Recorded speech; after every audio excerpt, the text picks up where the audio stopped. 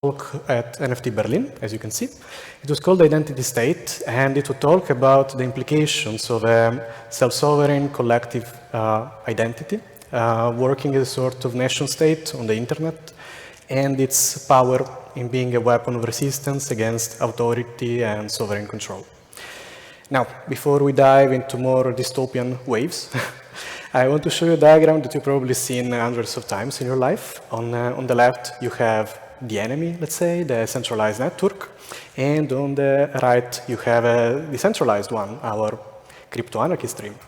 Now, why do we actually hate the centralized networks? Why are they evil?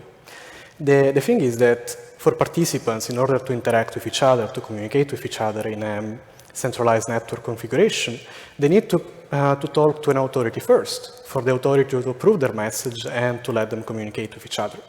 These obviously gigantically limit their possibilities for coordinating and, most of all, their freedom and their autonomy. You can see the centralized network as a sort of nation state. It's a state that can enforce rules over the citizens and creates the very concept of citizen by issuing passports, IDs, and so on for them. In order to be a citizen of the state where you were born, where you happen to be born, an authority will issue an identity that will identify you and will let you exist in the world. Then you will have to use it again and again in order to validate yourself and communicate with others. Now, DAOs are a little bit better than that. But before achieving this beautiful utopian dream of strangers on the internet coming together and getting in cahoots with each other, to destroy the current financial system or subvert the state and, I don't know, launch a techno party in the middle of the forest, there is still a lot of way to go. Now, this title is a little bit extreme. Without roles, there is no coordination. Without coordination, there cannot be DAOs. Actually, there can be DAOs. In any sort of decentralized, ideally chaotic network, complex network, the random interactions between all the different participants would at some point generate some sort of self-organization out of chaos. The thing is, I like to think that DAOs are urgent. If you think of a DAO in the area of public goods or as a sort of resistance against the central authority, they don't have infinite time.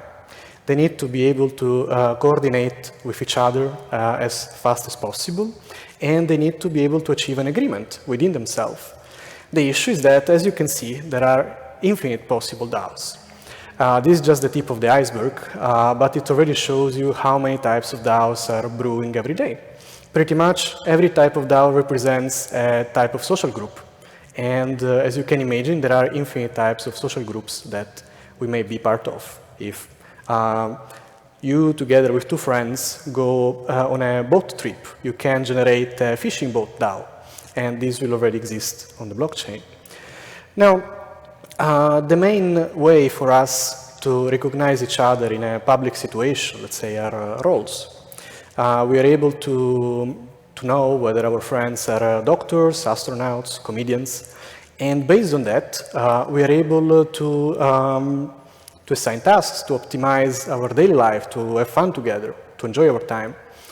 If we try to reproduce the same in our community, digital community life, we need to make sure that, for example, if you fear that you broke your leg and you launch a community poll with your DAO, there will not be some sort of meme combination as a result where they will all agree that your leg has always looked with a zigzag shape.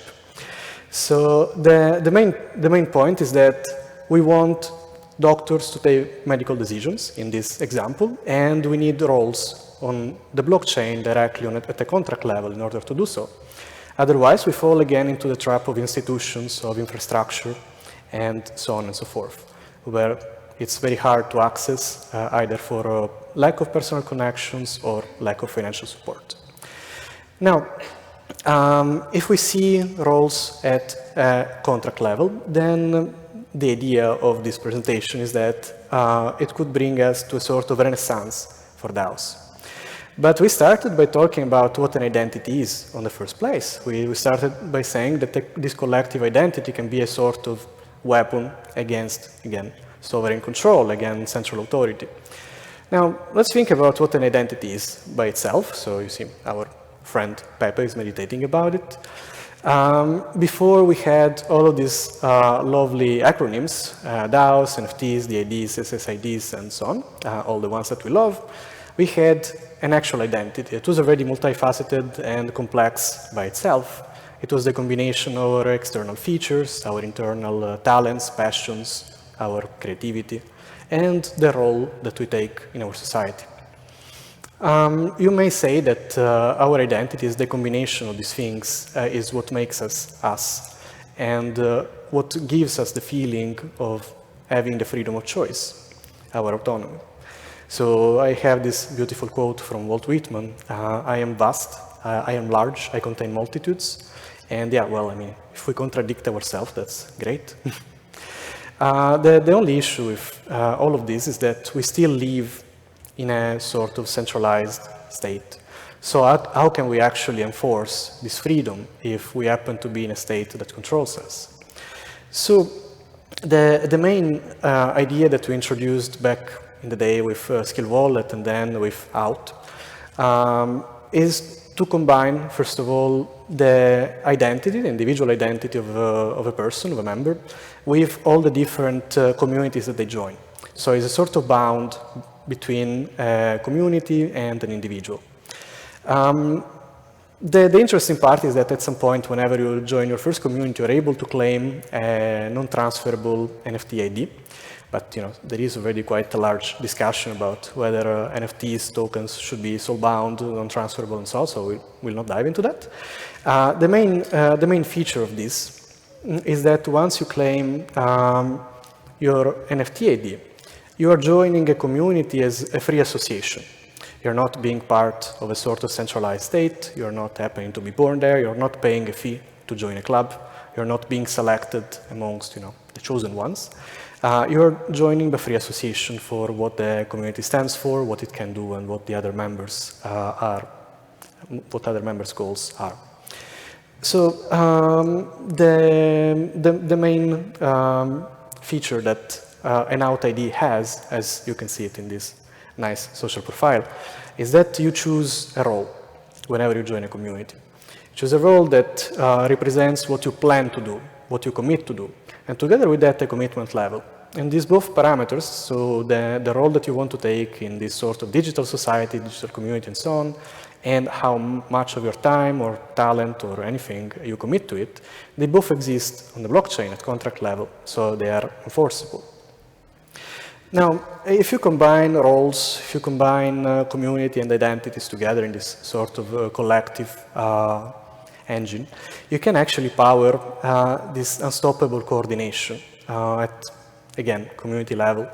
There are many things that a community can stand for, many actions that can be taken, and the main issue that they have is that it is very hard to be autonomous per se, directly on the blockchain by default. If we come back to the analogy, in the initial analogy about the central nation state, you can see the state as a sort of state machine, where infrastructure, institutions, everything, all of these parts are sort of parts of a mechanical body that is regulated by the form of government that this state has. It can be something that you probably heard before, let's say an oligarchy, a monarchy, tyranny, and other monstrous combination of this. And the main pitfall of them, apart from the ideological side, is that any time a decision is taken, either within the largest possible group of people, let's say global citizens of the world, or a very restricted elite, limited elite, once the decision is taken, it's passed to another group that needs to implement this task. And then again and again, it may pass through multiple steps, multiple hands, till either the task completely changes, or we build this pyramid of trust. Every single hand that this task passes through, basically is a single point of failure. And this creates these incredible intrications within and overcomplications within the state machine. Now, unfortunately, DAOs still work the same way. If we come back to this, A pyramid of trust basically has these multiple steps. You can imagine a DAO, for example, living on Discord, and you have all these members that come together. They need to coordinate with each other, just writing text and so on. So the trick here is that DAOs are not only collectives. They are not only a bunch of idealistic people with ideas. They are actual objects that live on the blockchain as a smart contract. A smart contract, as you know, can do many beautiful things, but the main one of them is that it is self-enforcing. It can create a task, replicate a task, and so on, over and over again, if the same conditions or circumstances are satisfied. If you bring this to a community level, for example, with tasks that are assigned to roles or community gatherings that are created per role, so small group calls, for example, for project managers or musicians or anything else, and even voting routines like polls that can be assigned directly to a role, you have this sort of infinite fractalization between the members of a community and autonomy that can extend within and beyond the borders of the digital community itself. So now let's get to the actual star of the conversation, the Trifolds. Before that, this beautiful image that you see is called mise en abîme. It means putting into infinity in French. And it was used in modern art to show a situation, an event that would replicate infinitely equal to itself, smaller and smaller within the same frame. If you see a trifold, it is pretty much the same thing. Whenever you integrate out to your DAO contract, it expands the concept of membership by adding 3 roles. They are the 3 first community roles. And they are 3 in order to keep balance between each other. Similarly to how it worked, for example, in the triumvirate in the Republican Rome. After that, the more your community grows, the more you can add new, more and more trifolds. So you can have, at some point, a guild or a functional department that is represented by a music trifold or a gaming trifold, and so on and so forth. Now, this is the conclusion, so we will have some time for Q&A. Ideally, you have some questions. The main concept, coming back again to this switch between the individual and the collective identity, is that our identity doesn't live in the vacuum. There is no standard that will ever be able to represent an individual at 360 degrees without considering also their role in the society and the communities they are part of. This is how happens in a real-world social dynamics, and we need to work towards natural emergence of these standards on the digital space as well. Now, if you imagine it this way, as we described it so far, as this role-based governance with infinite models that can be replicated, invented, experimented for communities to grow and foster together, we can imagine this metaverse. It is a permanent dynamic collective state, this maximum degree, highest degree of coordination and autonomy for communities, and this possibility for communities themselves to bridge and connect with each other, for themselves to enforce laws and to be unstoppable and unmitigated by a middleman. Now, if we again come back to this nation state, like network state, actually, that is regulated by these identities, we can imagine roles as sort of identifier of this collective. Each person coming together with others, taking the roles, communicating with each other, completing tasks, and enforcing this unstoppable governance, self-enforcing governance, they shape the identity of the community itself. So they shape this collective identity.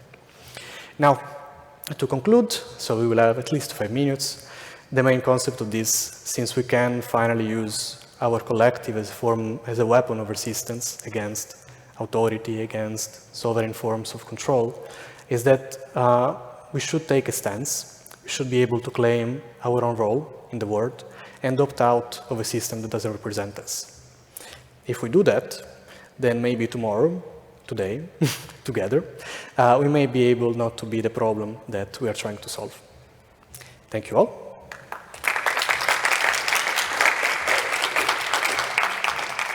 So we have approximately 5 minutes. Any brave volunteer that wants to talk, ask anything? Oh, you are escaping. No worries. It's not, okay. What keeps you up at night? Well, this, meeting you and telling you these things. Are you okay? Oh, good. Sorry. No, it's fine. Wait. How do you think about Wait, wait, wait. privacy? Yeah, thanks. How do you think about privacy and the fact that I might not want to reveal some of my roles I hold in some of the communities to everyone? Well, I mean, you are still pseudonymous, so you're not like doxed, so to speak. So it's a pseudonymous identity either way. And this is rather to, let's say, acknowledge the work that you're doing is not a necessary condition. If you want, for example, to join a community with a different identity, it's counterintuitive because you wouldn't be able to showcase your work and, let's say, have a unique reputation within the Web3 space in a pseudonymous form. Yeah, so that's what I mean. Maybe I want to showcase my previous history and reputation to that community, but I don't want to reveal the world what's happening in that community. So I'm asking about that privacy because if you put it on chain, like it kind of gets hard. Yeah, so like the degree of privacy is arbitrary. So you can choose what to reveal and what not. At least on the UI side, we cannot change how a public blockchain works yet. So the transactions would still be associated to the same identity that you have. Any other brave volunteer for these 2 minutes and a half? I'll try to do it one more time. Right. Yeah, curious what your take on is regarding like the individuals themselves and what operating system they are running, and what minimally viable kind of set of attributes or processes, or just how you see that thing and what that enables and how this relates to that. Maybe a bit loose of a question, but thinking you could probably pick it up. So in general, how do I see a web identity? Like, what do you mean?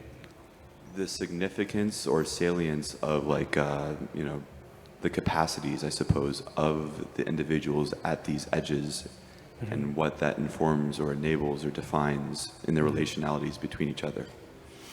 Yeah, well, I mean, that's a good question. It would take probably more than 2 minutes, but trying to answer, the main idea is that I believe the main value that we're trying to achieve together collectively in, let's say, the decentralized space is a higher degree of personal freedom within a collective. So having this sort of conscious individuality within a group. And of course, again, like if we have free association, we make sure that we don't need to slash parts of our personality or parts of our taste, passions, and so on, just to join a specific group. That's the main take. Yeah. Thank you. All right. 50 seconds of silence or I go. I guess. Thank you, guys.